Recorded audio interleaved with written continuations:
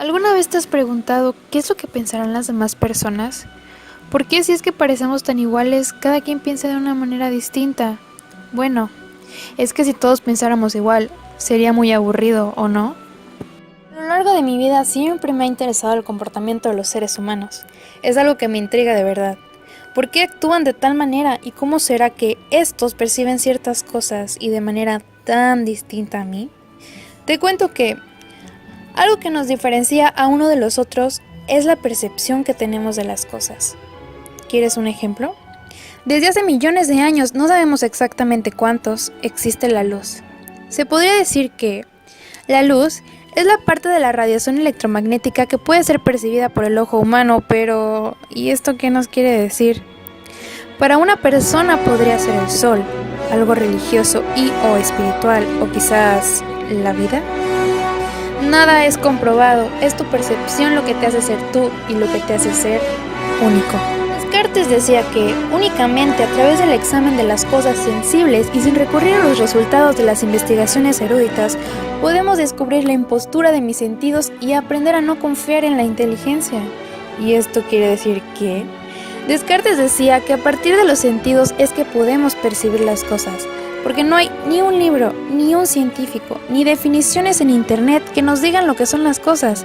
La respuesta está en la sensopercepción. La sensopercepción es la percepción a través de nuestros sentidos. Y ahora te preguntarás, ¿ok? ¿Sentidos? Tacto, gusto, olfato, oído y vista, ¿cierto? Pero ¿y qué hay de las personas que son ciegas, sordas, mudas? ¿Cómo es que ellos perciben las cosas? Estas personas tienen la ventaja de que desarrollan aún más los sentidos que sí cuentan con ellos. Por ejemplo, una persona ciega va a tener el oído más desarrollado que tú. Es muy curioso, ¿no? Digamos que la percepción no es objetiva, sino más bien bastante subjetiva. Nosotros somos lo que les damos el valor y sentido a algo. Pongamos de ejemplo un objeto de nuestra vida diaria, tal vez una escoba. Sí, una escoba, dime, ¿para ti qué es una escoba? Tal vez sea un simple utensilio de limpieza, un palo, pero por ejemplo para los niños. Estos simples objetos pueden llegar a ser caballos, espadas o mil cosas más, porque esa es su percepción sobre este objeto llamado escoba. Vamos a ver, supongamos que vemos un trozo de cera. Exactamente, ¿qué es la cera? No es ni el color blanco, ni su olor, ni su consistencia, ni el ruido que hace cuando la dejas caer.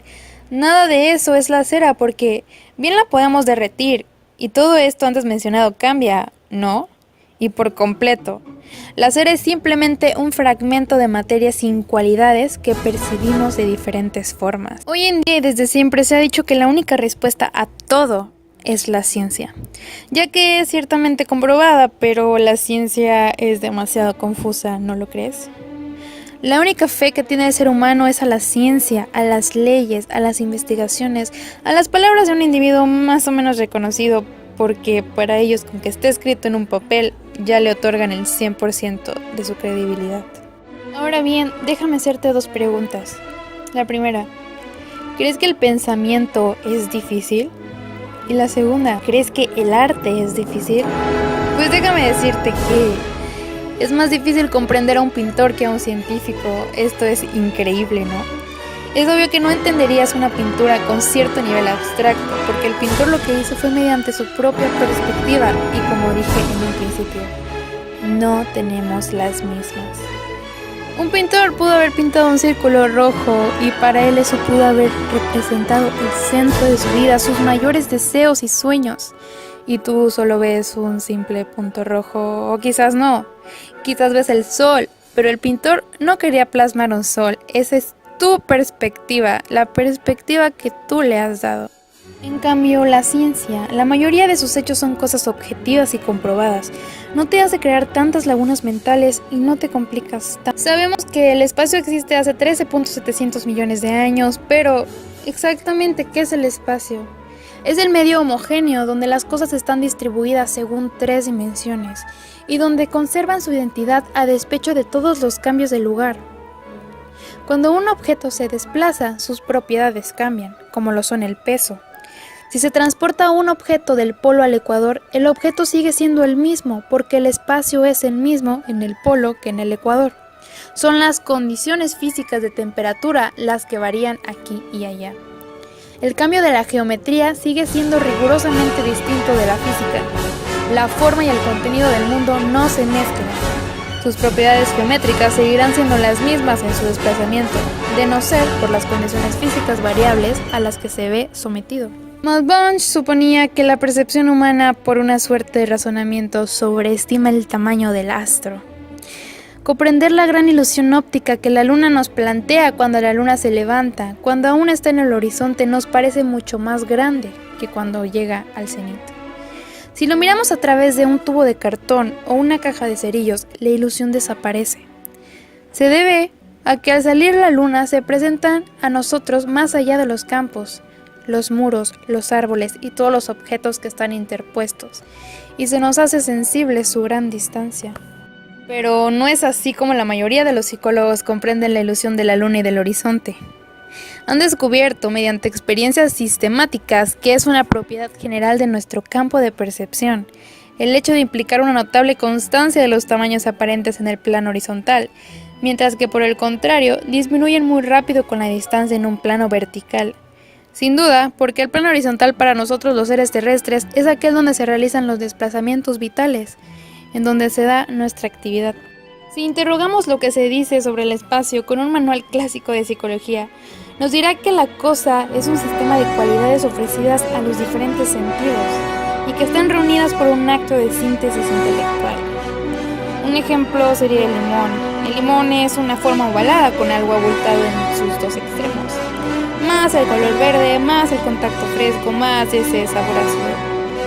Aún juntando toda esta información, quedamos insatisfechos porque no nos dice absolutamente nada. No vemos lo que une cada una de esas cualidades o propiedades con las otras, y a pesar de todo, pensamos que el limón tiene la unidad de un ser, todas cuyas cualidades no son diferentes, sino manifestaciones. La unidad de una cosa permanece en el misterio mientras se consideren sus diferentes cualidades, las cuales son su color, su sabor, etc. ¿No te has preguntado cómo es que los ciegos perciben los colores?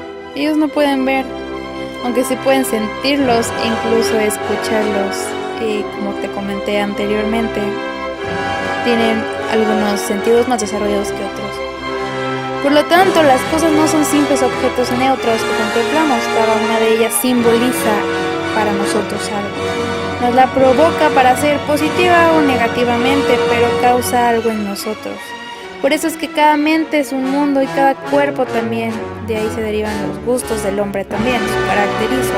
Ahora bien, cuando estamos con alguien que está violentamente irritado conmigo, mi mente piensa que está irritado porque lo expresa con palabras violentas, gestos, gritos, etc. Pero, ¿dónde está esa ira? Pueden responder, en el espíritu de mi mente, y eso no está muy claro. Porque esa maldad que veo en su mirada no puedo verlas separadas de sus gestos, de sus palabras, de su cuerpo. Pero déjame decirte que la realidad es que estamos viendo nuestra propia ira en el otro y así es como lo interpretamos. Por eso sigo insistiendo que cada mente es un mundo.